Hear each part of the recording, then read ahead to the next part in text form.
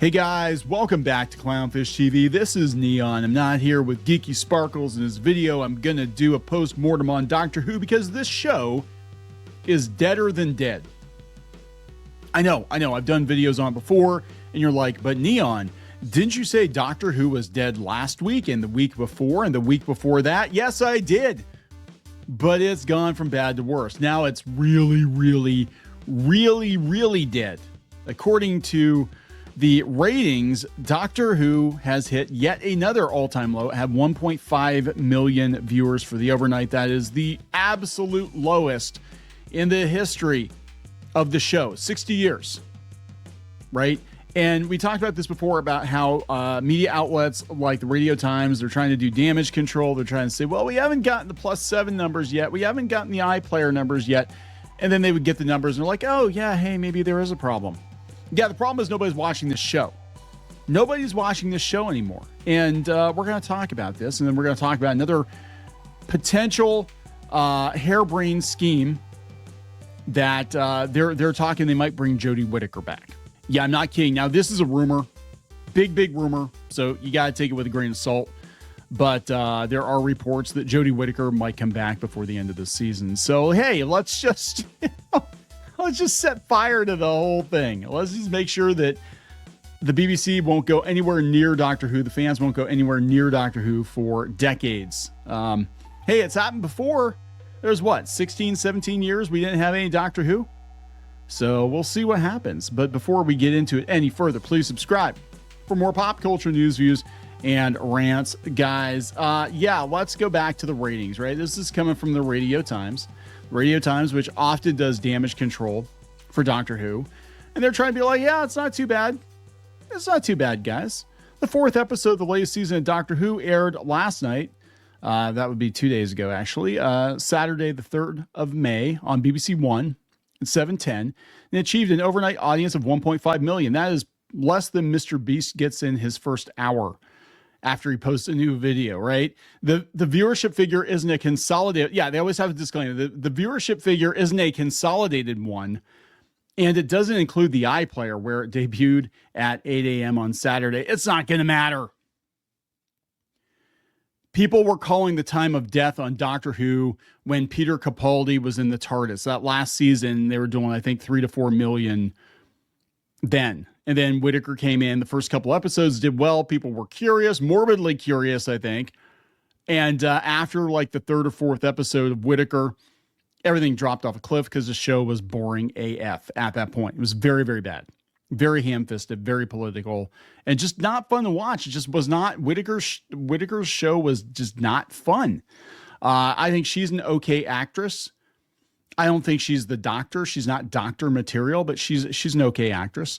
And a lot of people just didn't want a female Doctor. I was willing to give her a shot. I really was. But I watched like 3 episodes of her first season. I'm like, yeah, I'm out. I can't do this. And it's so sad because this used to be our family's favorite show. This was something that we watched without fail every week for years. Even when we downgraded our DirecTV and we no longer got BBC America, I would buy the episodes on Amazon Prime just so we could watch Doctor Who.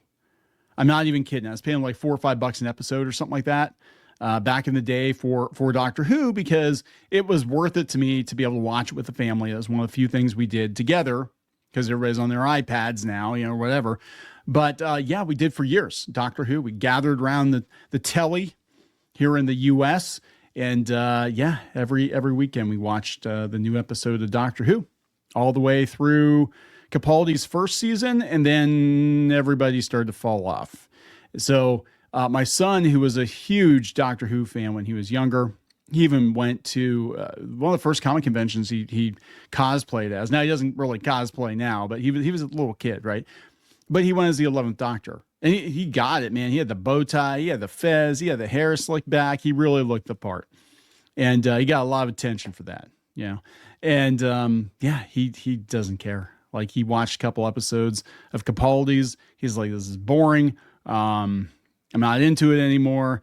And then he came back for Whittaker, gave her a chance. Like, I'm not into it. My daughter noped out. She actually went back when Whittaker, her her run started, she went back and watched all the, she liked Matt Smith. She went back and watched all the Matt Smith episodes, but just the ones with Amy and Rory. She didn't really care for Clara very much. And I have to agree with her there.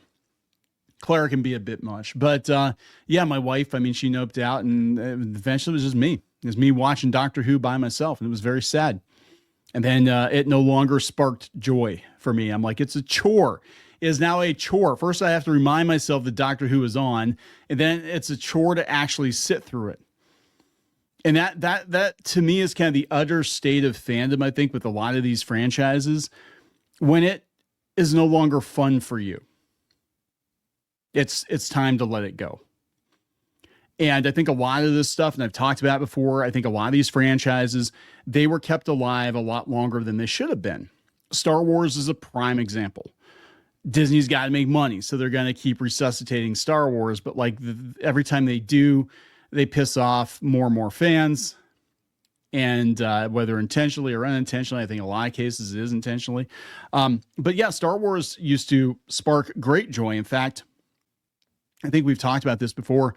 My wife and I, part of the reason we got together is that we had a shared love of Star Wars. She was actually, she actually helped put herself through college selling vintage Star Wars toys in the 90s. And she was actually one of everybody knew to go to her if they wanted the hard to find stuff in this part of Western PA back in the day. And, we love Star Wars very much. And we had a massive shared collection. We went to all the midnight showings together. It was great. It was nerd love, right? And then it stopped being fun. Disney, I mean, we took our kids to go see The Force Awakens, super excited. Like everybody was pumped. We were like, oh my gosh, this is so awesome. Like we got together because we love Star Wars and we love pop culture and all that stuff. And now we're taking our children to go see a new Star Wars movie. Isn't that really, really cool? And it was just kind of downhill from there. It was. It was just like, yeah, just, the first one we had fun, but Last Jedi, not so much. And then it just kind of, again, just like everything else, kids' interest waned. And eventually we just kind of gave up on it too. And now I have to remind myself that like, oh yeah, Andor exists. And I don't know if I really feel like watching it. And that was inconceivable to me 15 years ago, 10 years ago. I never thought I'd get to a place where I'm like, yeah, there's some new Star Wars and I have no interest in it whatsoever. There's new Doctor Who and I have no interest in it whatsoever. Because now I just kind of expect that they're going to screw it up, right? And no, the internet didn't radicalize me. Actually, we were calling this stuff out before a lot of other people were calling it out because we noticed the change ourselves. We also noticed it on the other side of it that everything was getting more and more political and the climate was changing and the fandom was changing and but it's no longer fun. So a lot of people are like, you know what? I've literally got a million other things that I enjoy. I'm going to go do those things. Myself, I still watch Doctor Who, but you know what? I watch classic Doctor Who on Roku. It's one of my go-tos, right? If I can't find anything else to watch, or I'm just kind of like listening in the background, I just turn on the Doctor Who channel, the classic Doctor Who channel. I don't need new Doctor Who. Nobody really needs it, especially if it's going to destroy the legacy of the show. And it's so ironic that RTD, Russell T Davies, brought the show back only to put a stake through its hearts. See what I did there? Its hearts. Yeah. So previously Lux, which I actually was quasi interested in Lux because it had the cartoon character, the 30s era cartoon character. I thought that was a very interesting premise, but it had the lowest overnight figures with 1.58 million viewers. And they're like, oh, it can't get any worse than this. This is the worst, guys.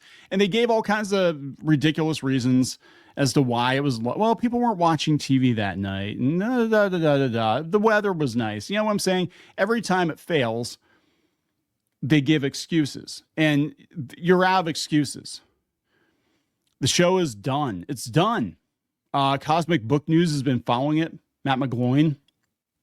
He's like, hey, this is 1.5 million is the lowest in the history of the show.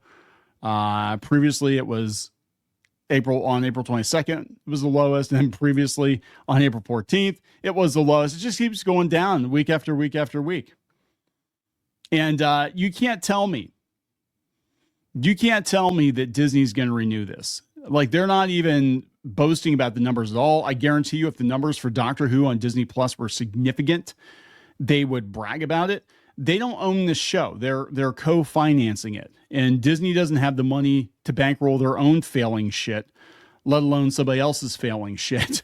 So I guarantee you they're not going to pick up a season 3. I almost guarantee. Look, never say never, right? But I can almost guarantee you they're not going to do a 3rd season of New Who. New Who? Is that what it is? New Who? They're not going to do another season of it. It doesn't make any damn sense whatsoever. It really doesn't. They agreed to do 2 seasons thinking it was going to bring viewers to Disney Plus, and it did not. In fact, it probably chased people off. You know, it's like, whatever. So now here's another, I'm just going to throw this in. Cannot confirm this. I don't know. But somebody who claims to know says that before the end of the series, they're going to bring Jodie Whittaker back. So they really want to just kill this show, right? Because she is, like, again, I don't think she's a bad actress, but her doctor is the most hated doctor. It's not just because she's a woman. People hated that era of Doctor Who. Bringing her back, not a good idea unless they could do something really cool with her. But, yeah, they're talking they're going to bring her back. Star Whovian on X says she's coming back. RTD has officially killed it. Hashtag RIP Doctor Who. What are they going to do? Bring her back and double down on the timeless children shit? Because I could see them doing that. I could, just to stick it to the chuds on the way out. And then at this point, the only way you could salvage this show is to erase everything that happened after Capaldi's regeneration. Seriously, just be like, yeah, it was all like a pocket universe. It was the master. You know, I had some bad fish fingers and custard. You know what I'm saying? Like, I don't know what you do, but you would have to just ignore it. Like, remember the Fox movie, the made for TV movie? Oh yeah, the doctor's half human. Nope. Now he's not. You could do that too, I guess. But you got to do something, or just hit the reset button, or just don't do any more. I hate to say it, but I think in some cases with some of these franchises, you are better off not producing new stuff and just kind of catering to the legacy audience than you are producing a reboot or a sequel that's going to damage the integrity of the brand. Again, see also Star Wars. I think Disney would have been better off not making the sequels, not making the shitty Disney Plus shows. Because not only did they lose money on that stuff, but they lost a lot of the old fans as well. And the old fans were reliable. They always bought your merch.